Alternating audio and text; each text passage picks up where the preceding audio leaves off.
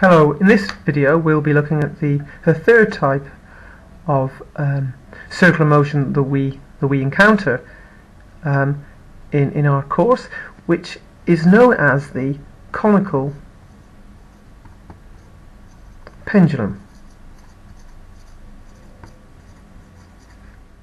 Now that this is the motion is very similar to a bobsleigh going round a bend, a car banking, going round a bank, even an airplane banking. So it's when something is moving at an angle, and I'll show you with an example of a mass on a piece of string.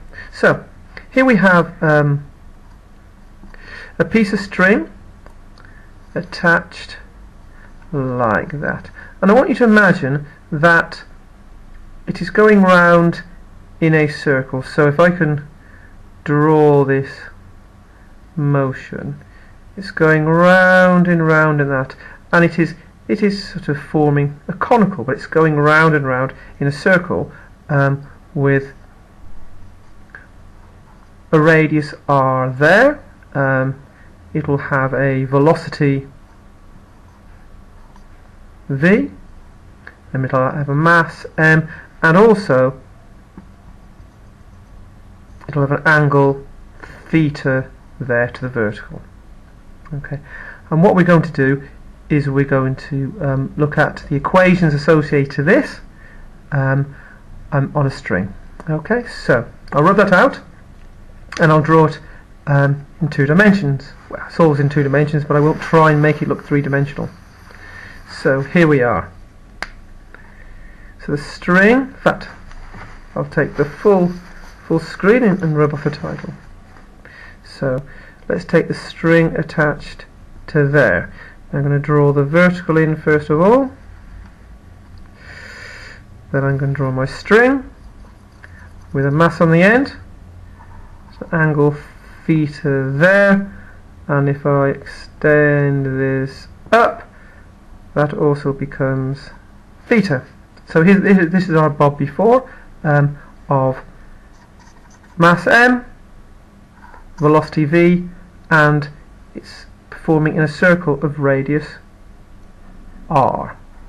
Okay, in fact, that distance there will in fact be r. Okay, so first of all we need to look at the forces acting on the bob. Okay, now other forces acting on the bob, there's going to be its weight acting down, which we can represent as mg, and also it's a piece of string, so therefore it's going to feel a tension in the string as well. So we've got the 2 forces acting it, m and t. Okay. Now what we're going to do in this situation is, because we've got an angle and a force, we're going to have a vector, so we can resolve in 2 directions. We'll resolve vertically, and also we'll resolve horizontally. And this horizontal direction will in fact be in the direction of the accelerating, because this is performing circular motion. It is in fact accelerating in that direction there towards the center of the circle, as I drew on the previous page.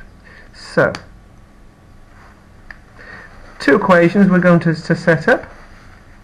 Now the first equation we're going to set up is we're going to resolve vertically.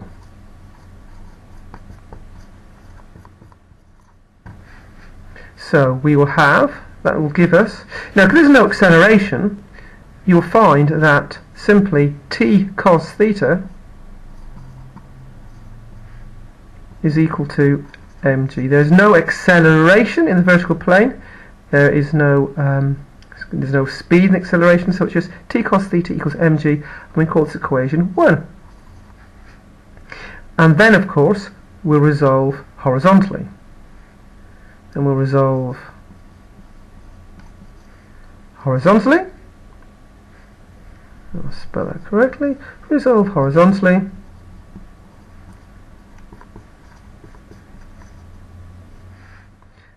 Okay, and that will give us equation 2. Now this time we are accelerating, so we're going to have to use this resultant force equals mass times acceleration. So therefore the resultant force is t sine theta. So t sine theta, that's accelerating, so is equal to m v squared over r. So we have established our two equations. Now whether it is a car going around a corner, a bobsleigh, or airplane banking, it'll all give us similar equations. So I'm going to rub this off, and then we're going to deal with these two equations. So in fact I'm going to rub off the diagram.